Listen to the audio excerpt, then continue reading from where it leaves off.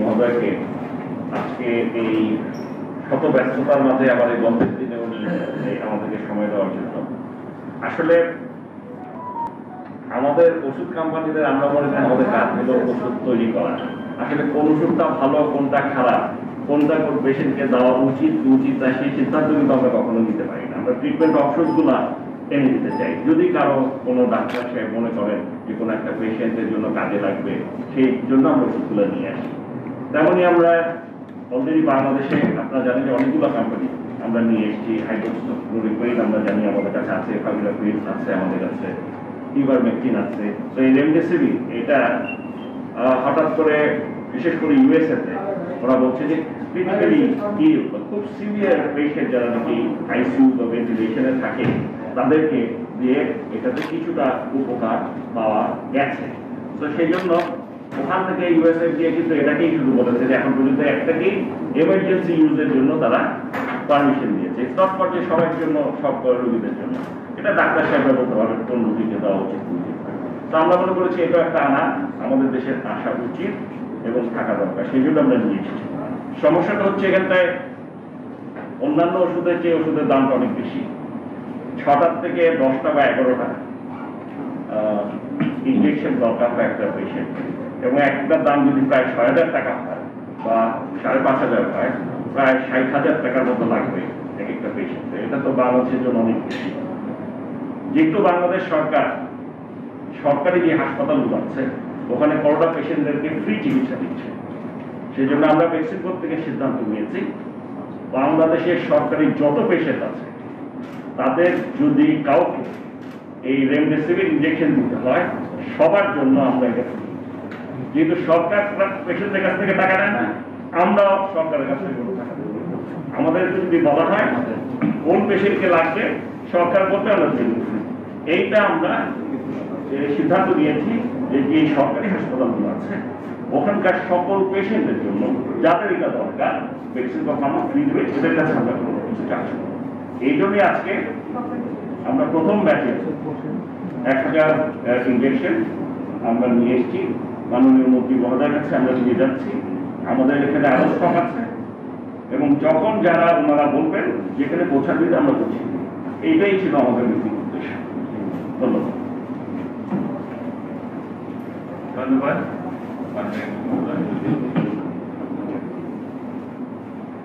আমি মাননীয় মন্ত্রী মহোদয়কে বিনীত অনুরোধ করছি বলার জন্য। কোভিড রোগীর এখনো সেভাবে কোনো ভ্যাকসিন পৃথিবীতে তৈরি হয় এবং কোনো ওষুধও সেইভাবে তৈরি করে যে ওষুধটি আমরা বলতে পারি যে এই ওষুধ খেলেই এই করোনা ভাইরাস থেকে মুক্তি পাবে। বেশ কিছু ওষুধ বাজারে আসছে, এটাও একটি ওষুধ।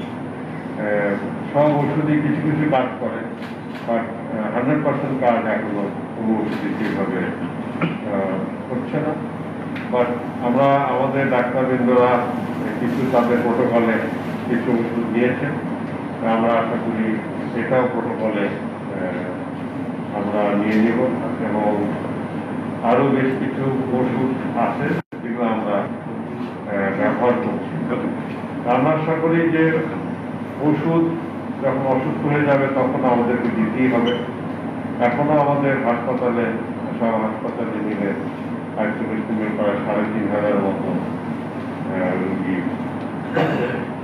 আমরা চাই যে আমরা এই যেহেতু আর সঠিক চিকিৎসা নাই, এটা সবচেয়ে বড় চিকিৎসাটা হলো যে একটা সামাজিক দূরত্ব বজায় রাখা এবং আমরা যখন বাইরে যাব মাস্ক করবো, আমাদের হাত যাতে স্যানিটাইজ করবো, হাত ধুবো সাবান দিয়ে ঘন ঘন করে, এবং আমাদের প্রয়োজন না হলে ঘরের বাইরে আমরা যাব না, এবং কোনো যদি শরীর খারাপ লাগে আমরা ডাক্তারের পরামর্শ নিব, দেরি করবো না। আমাদের যেটা আমি লক্ষ্য করেছি বিভিন্ন হাসপাতাল খোঁজ খবর নিয়ে যেখানেই দেরি হয়েছে সেখানেই আমরা রোগীকে বাঁচাতে আমাদের কষ্ট হয়েছে। তাহলে দেরি করে যাওয়াটা এবং পরামর্শ না নেওয়াটা কিন্তু খুবই ক্ষতিকর, এবং যারা বয়স্ক আছেন এবং বাচ্চারা তাদেরকে একটু নিরাপদে রাখতে হবে এবং এটা এটাই মূল বলতে পারি এখনকার সবচেয়ে বড় প্রতিরোধ করার বড় ব্যবস্থা এটাই যে মাস্ক পরা, সামাজিক ডিস্টেন্স বজায় রাখা এবং পরীক্ষা করা এবং আইসোলেশনে থাকা এবং যাতে এটা ট্রান্সমিট না হয়। ট্রান্সমিট না হলেই এটা সংখ্যা বাড়বে না। সেই দিকে আমরা অনেক দেশের তুলনায় ভালো আছি। আমরা চাই না মৃত্যু হোক, তারপরেও এ পর্যন্ত বেশ অনেক মৃত্যু হয়েছে আমাদের। প্রায় এই আজকালকের ফিগারটা অবশ্য জানি না, না টোটাল 386 পর্যন্ত মৃত্যুবরণ হয়েছে এবং প্রায় 26-27 হাজার আক্রান্ত হয়েছে। এই সময়টা আমাদের তো এটা 70 দিন আমরা পার করছি। আমি মনে করি যে এটা আমরা টিকে আসতেছি। যেদিন থেকে এটা না কমবে সেদিন থেকে তার বলতে পারবো না যে আমরা টিকে পৌঁছাই গেছি। যেদিন থেকে ডাউনওয়ার্ড ট্রেন্ড আমরা নেমে যাবে সেদিন থেকে বলবো যে আমরা এখন টিকে পৌঁছে এখন আমরা নামছি। কাজে তারপরেও এখনো আমি মনে করি যে লাফিয়ে লাফিয়ে বাড়ছে না, ঠিকই আছে।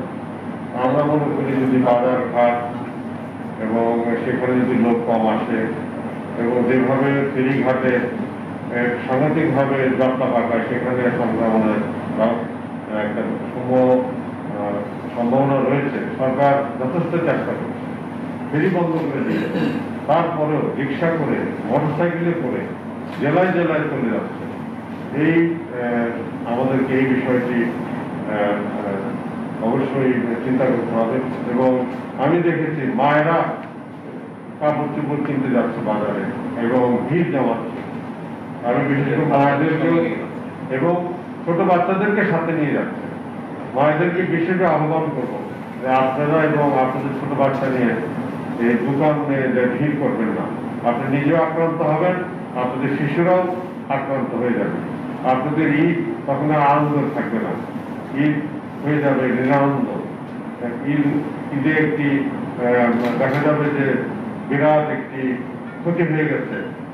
এই ক্ষতি থেকে আপনাদেরকে বেঁচে থাকতে হবে এবং আমরা আশা করি আপনাদের সহযোগিতায় বাংলাদেশ কোভিড এই ভাইরাস থেকে মুক্তি পাবে।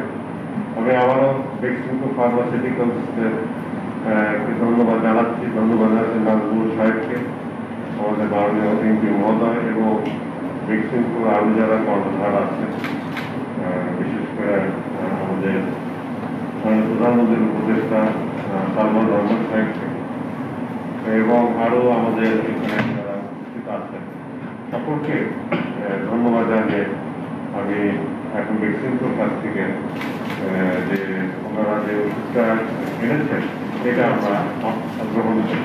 সকলকে ধন্যবাদ। সালাম আলাইকুম।